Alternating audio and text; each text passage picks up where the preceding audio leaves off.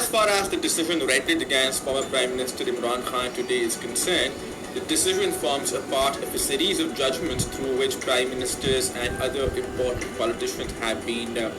disqualified and amputated from the political process. Now, we have seen historically that every judgment through which a prime minister has been disqualified or through which a prime minister has been removed from our political scene has, over time, proven to be extremely unpopular. And such judgments have never been vindicated by the court of public opinion and by history as well. So, for example, we saw that the judgment rendered against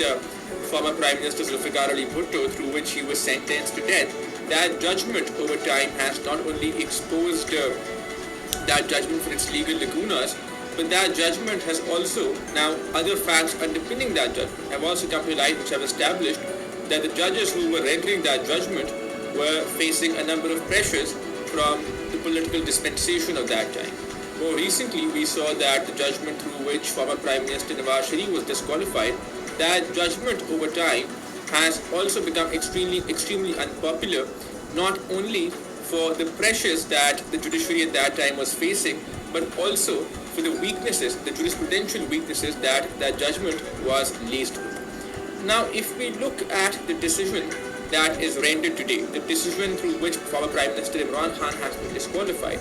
Now, before delving into the merits of the case against Imran Khan, now personally I feel that the case against former Prime Minister Imran Khan was a strong case, and while I believe that there were certain important questions that the former Prime Minister's legal team had to answer, this judgment raises a number of concerns about the right to due process and procedural fairness. So the fact that this conviction was passed in his absence, and given that the Islamabad High Court had earlier passed a judgment through which the Islamabad High Court had directed the trial court to first decide if this case was maintainable.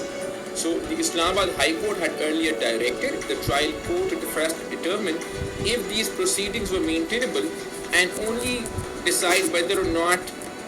the case had been met, or if the case had been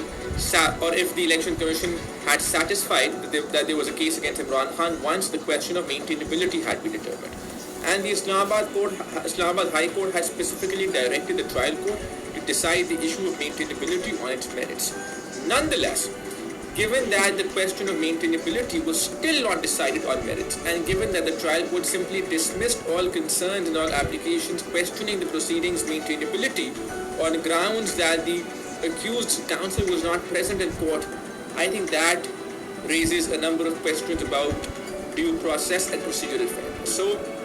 I am sure that this judgment would be challenged before the Islamabad High Court, this conviction would be challenged before the Islamabad High Court, and I would not be surprised if this conviction also, like previous convictions, like previous judgments through which other prime ministers were convicted, I would not be surprised if this judgment too does not fail to meet muster when it's challenged before the Islamabad High Court.